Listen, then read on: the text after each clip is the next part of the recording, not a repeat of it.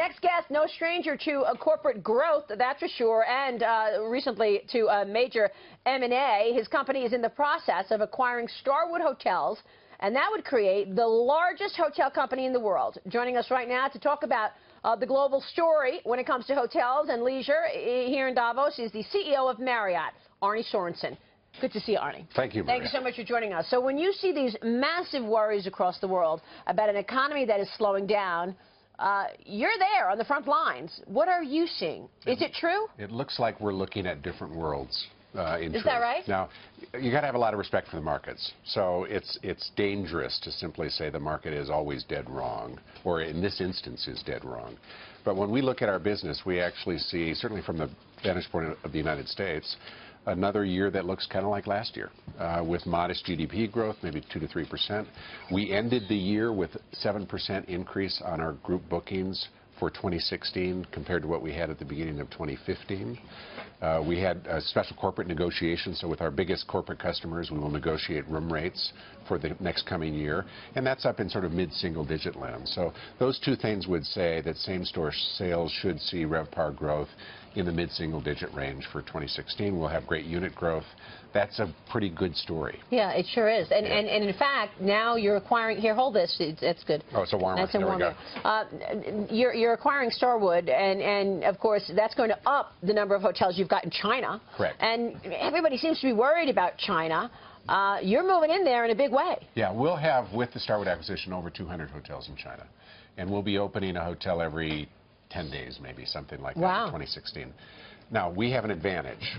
Remember, the Chinese have got this great experiment underway, which is to shift their economy from fundamentally manufacturing, export, infrastructure, towards consumption.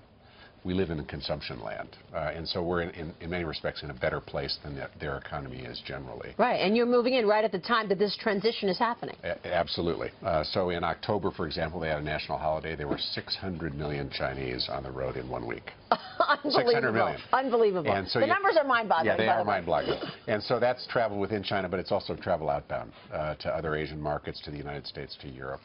And we, as a consequence, we think we'll see good growth coming out of China for a while. And you know, we saw the numbers last week, or this week, earlier this week, 6.9% economic growth coming out of China. Now, of course, that's way down from where we were talking about just a few years ago, but it's growth, and it's pretty good. Yeah, it is growth. Yeah. And of course, you've got that consumer shifting. There was a story in one of the newspapers last weekend about craft beers, for example, coming to China.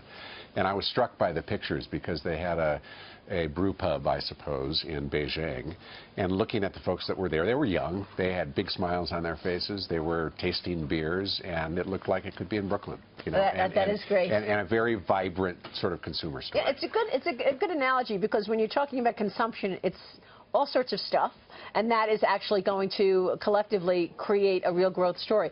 Walk around the world for us. You've got hotels all over the world, and that number is obviously going up. Are you seeing vibrancy elsewhere? What does Europe look like, for example? What about elsewhere in Asia? Europe had a good 2015. It won't surprise you that the awful events in Paris in November, rumors about terrorism in Brussels particularly. We had just in the last few weeks an event in Istanbul with German terrorists. And so those do have some short-term impact to travel. So December, for example, in Paris and Brussels would have been off 25–30%. But when you look at 2015 as a whole, what we saw was the best year for our industry in Europe since the Great Recession. And some reason to believe that we'll see moderately positive growth. So I would say positive, not as positive as the United States, but with the geopolitical risks and the refugee crisis and some of those things, a place to be a little bit thoughtful. You get to the Middle East, obviously, it's a highly diverse market. Egypt is in pressure because of the events of Sharm el-Sheikh. Dubai continues to perform actually reasonably well. A lot of supply growth in that market, but you've got a safe haven, if you will, in the Middle East, where a lot of people go.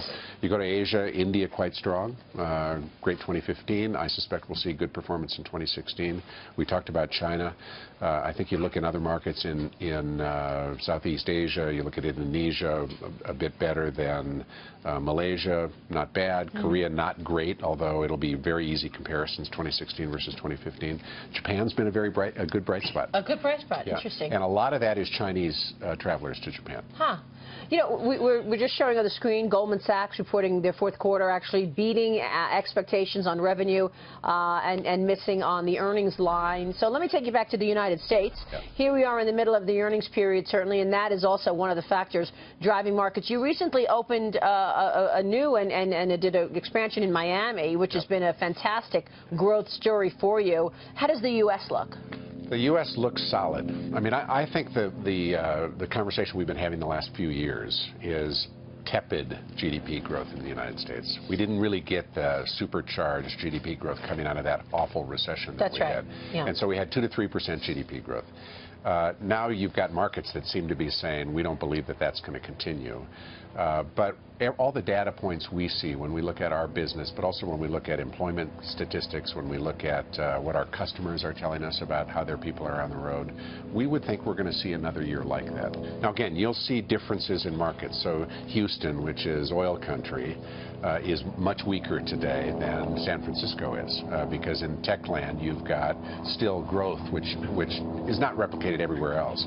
But when you look across the average of the United States, I think we'd see another year like last year. This is a really important point that you're making, because oil dropping 50%, that's hitting some of those areas where you're seeing heavy oil production. Right. Yeah. Houston, Williston, North Dakota. Yeah, and yet on the other side of things, technology, still seeing innovation, and that's why you're seeing strength in places like San Francisco. That's right.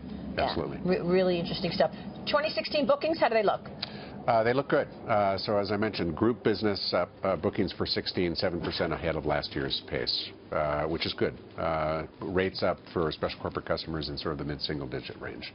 So that all feels good. Now, of course, travel is often booked last minute. That's true. So yeah. we don't have a lot of data to tell you what the third quarter is going to look like other than those group bookings, and that's reassuring. It is, because we want to look longer term and really have a sense of where the business is going, not necessarily get these 3-month estimates in a short-term way. Arne, good to talk with you. Yeah, good to see you. Thank you so much for joining us. Arne Sorenson, CEO at Marriott.